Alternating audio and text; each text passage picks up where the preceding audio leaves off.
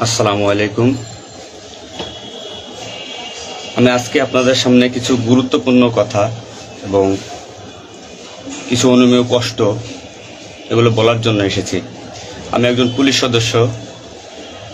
আমি সমগ্র জাতির কাছে একটা অনুরোধ নিয়ে আসছি এবং আমার যারা পুলিশ ভাই বন্ধু ব্যাটসম্যান যারা আছেন, আমি সকলের উদ্দেশ্যে কিছু কথা বলার জন্য আসছি। সমগ্র দেশের মানুষের সামনে কিছু কথা বলার জন্য আসছি। যারা আজকে এই নতুন স্বাধীনতা যারা অর্জন করেছে, যে সমস্ত ছাত্ররা মারা গেছে, সাধারণ মানুষ মারা গেছে, সর্বস্তরের জনগণ যারা মারা গেছে, আমি তাদের প্রতি সমবেদনা এবং দুঃখ প্রকাশ করছি। এবং আমার যারা পুলিশে যারা মারা গেছেন যে সমস্ত ভাইয়েরা, তাদের প্রতি আমার সমবেদনা, তাদের পরিবারের জন্য আমার সমবেদনা।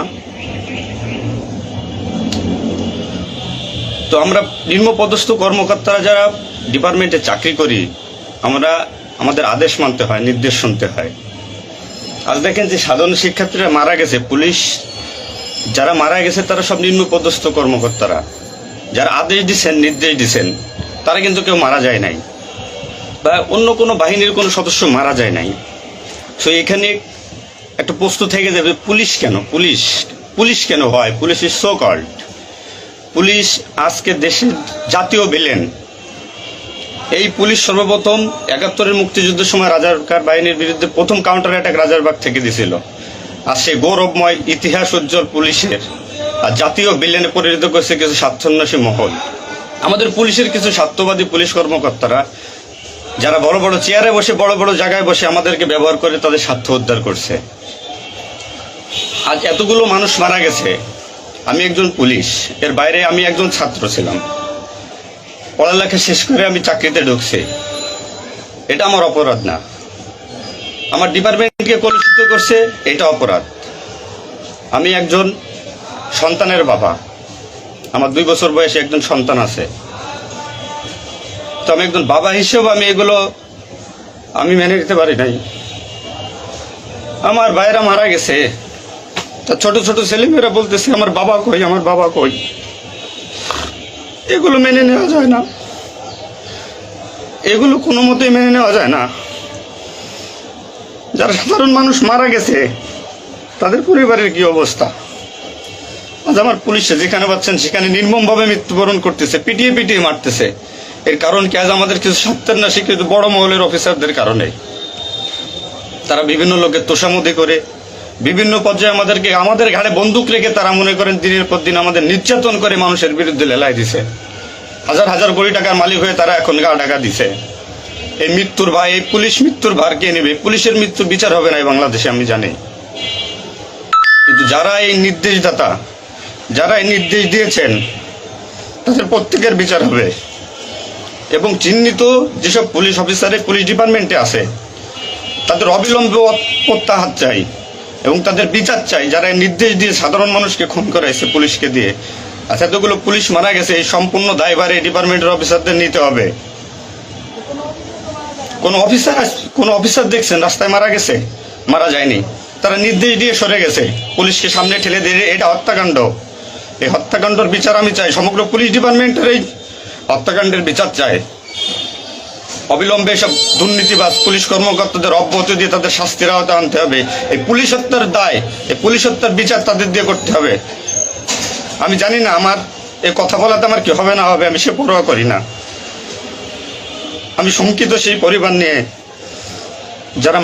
যারা মারা গেছে, তাদের ফ্যামিলি, তাদের বউ বাচ্চাগুলো এতিম হয়েছে। তা সাধারণ মানুষ মরেছেন, আমি তাদের থেকে ব্যতীত।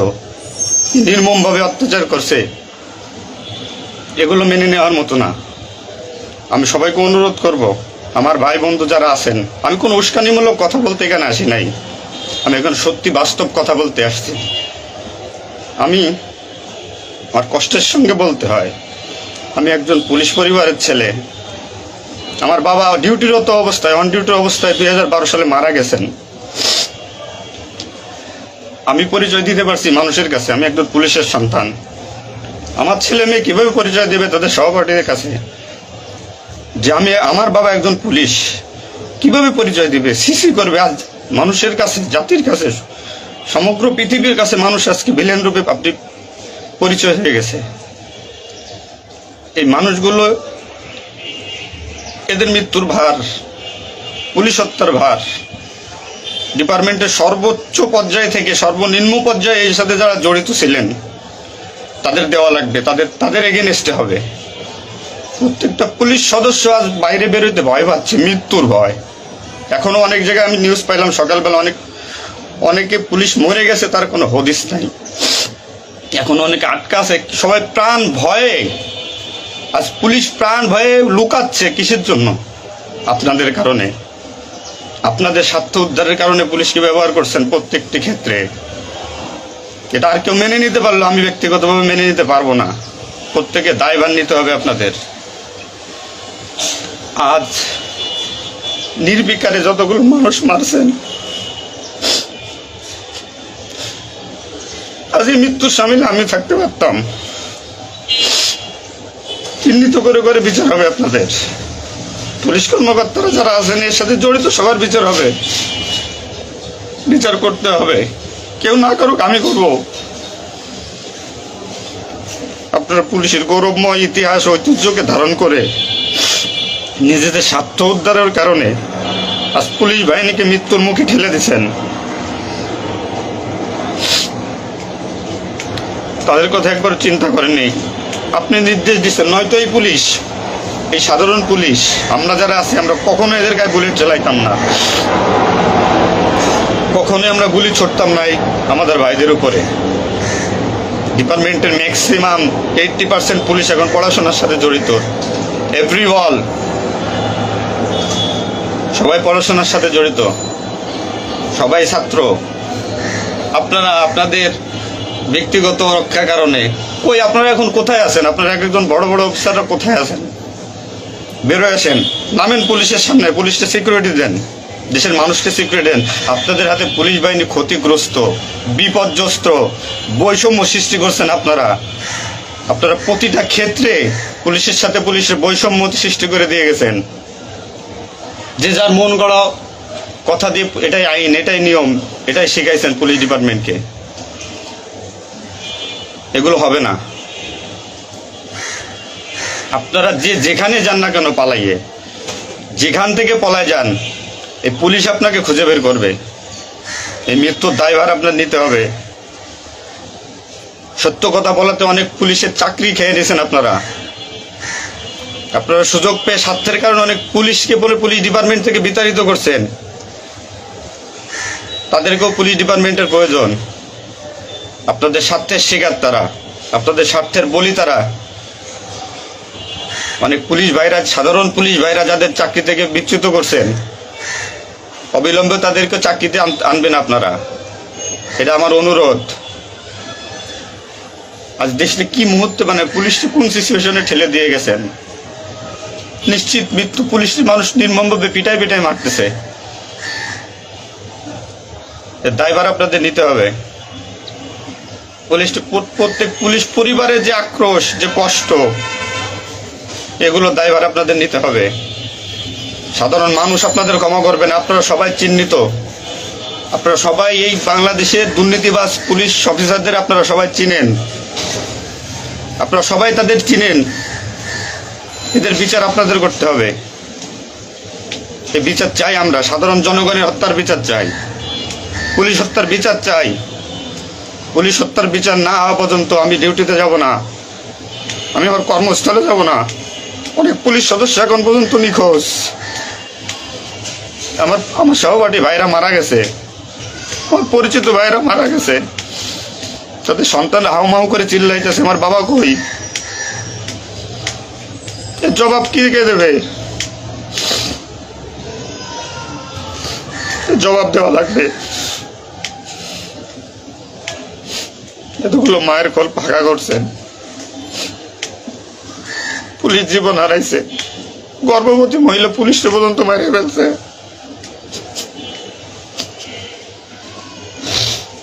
নির্মমভাবে মারছেন। এই দোষ আপনাদের।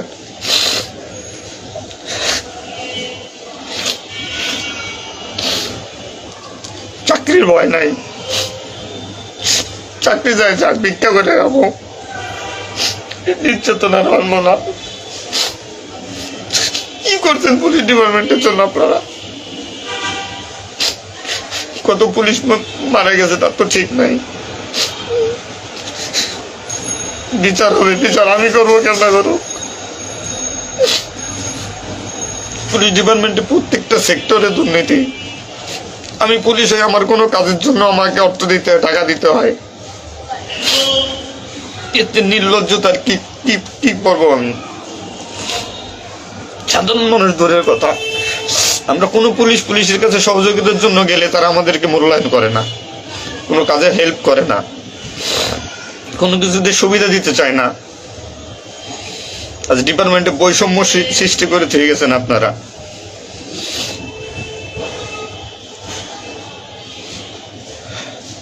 এত কিছুর দরকার হয় কেন আপনাদের? আজ আপনারা কেউ মারা যাননি, সবাই নির্দেশ দিয়ে যার যার মতো সুযোগ মতো পালাইছেন, সুযোগ মতো চুপচাপ করে বসে আছেন।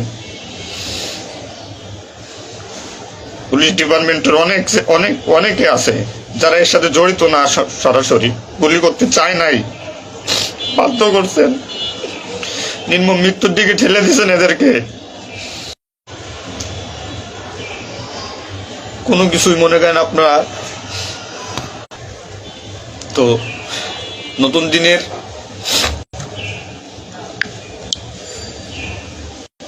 যে নতুন দিনের সূচনা হয়েছে বাংলাদেশে, স্বাগত জানাই। আমি কোনো রাজনৈতিক দলের পরিপক্ষ না, আমি আজ পুলিশ। যে সরকারি আসবেন আমি সেই সরকারি গোলামি করতে হবে আমার। দেশের মানুষের জন্যই পুলিশ, আইন শৃঙ্খলার জন্যই পুলিশ, সাধারণ মানুষের জন্যই পুলিশ। তুমি পুলিশ আজকে কেন আতঙ্কের নাম হবে? পুলিশ মানুষ থেকে আজ কেন দূরে থাকবে?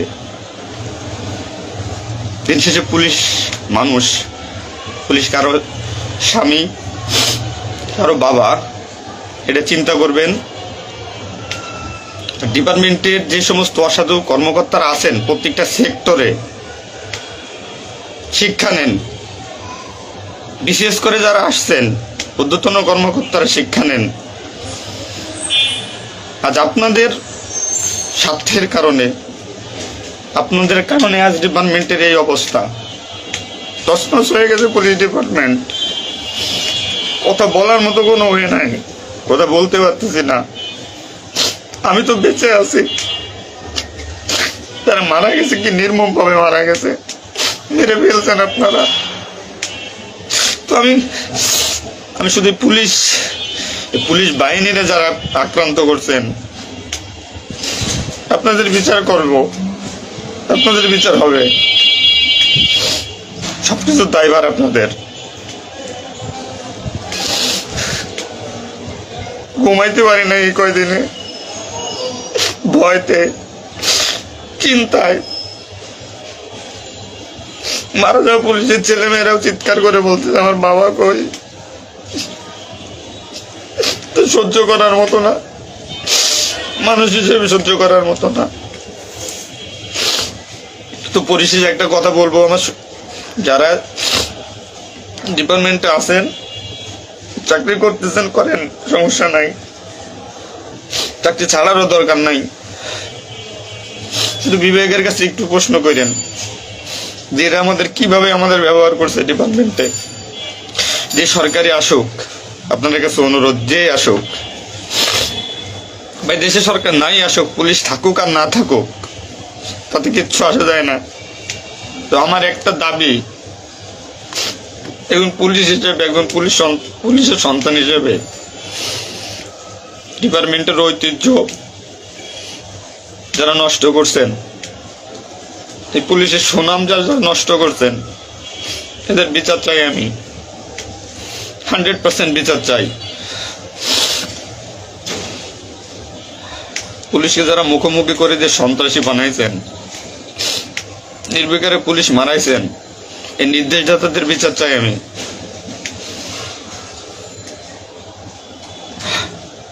এবং দেশের আইন শৃঙ্খলা পরিবেশ নিয়ন্ত্রণে আনতে সর্বপ্রথমে পুলিশ বাহিনীকে সুশৃঙ্খল করতে হবে। আমি আর অনুরোধ সবার কাছে, যে আপনারা পুলিশে খারাপ চোখে দেখবেন না, যে আমরা যারা নিম্নপদস্থ কর্মকর্তারা আছি, যারা চাকরি করতেছি, আমরা আদেশের গোলাম।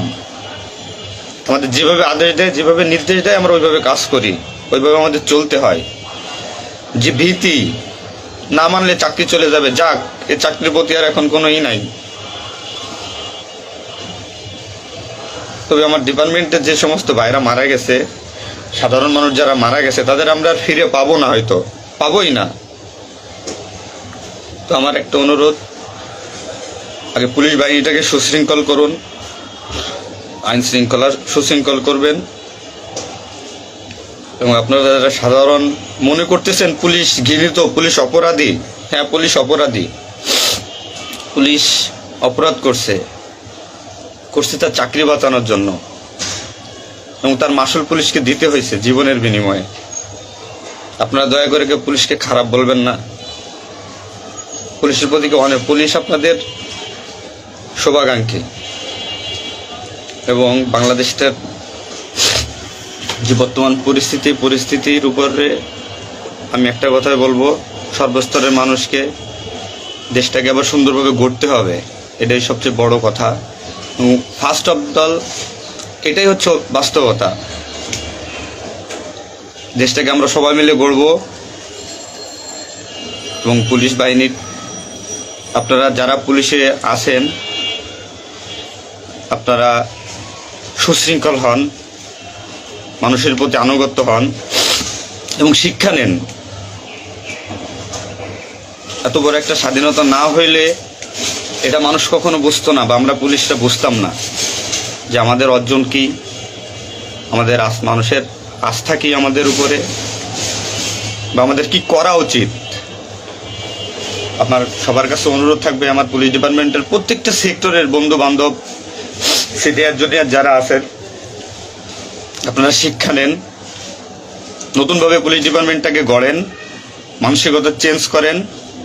এবং পুলিশ ডিপার্টমেন্টে যারা আপনাকে ব্যবহার করবে, যারা স্বার্থের জন্য ব্যবহার করবে, তাদের সরাসরি ধরিয়ে দেন, সরাসরি ধরিয়ে দেবেন। পুলিশের প্রত্যেকটা সেক্টরে দুর্নীতি, এই দুর্নীতিবাজদের ধরিয়ে দেন।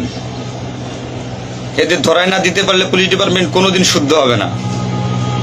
আর দিনের পর দিন এরা মনে করেন আমাদের সাথে বৈষম্যমূলক সৃষ্টি করে এদের নিজেদের স্বার্থ হাসিল করবে। তো সবার কাছে আমার একটা অনুরোধ, আপনারা সবাই ভালো থাকবেন আর আমাদের পুলিশের জন্য দোয়া করবেন, যাতে আমরা একটা সুশৃঙ্খল বাহিনী হিসেবে রিইউনিয়ন, পুনরায় পুলিশ ডিপার্টমেন্টটাকে আবার গড়ব, এই শিক্ষা থেকে শিক্ষা নিয়ে, যে পুলিশ কখনো মানুষের দুশ্মন নয়, পুলিশ মানুষের শত্রু নয়, পুলিশ মানুষের বন্ধু, জনগণের বন্ধু। এটা আমরা প্রমাণ করব। এই মানসিকতা নিয়ে তৈরি হন আগামী দিনের নতুন পুলিশ বাহিনী গড়ার জন্য।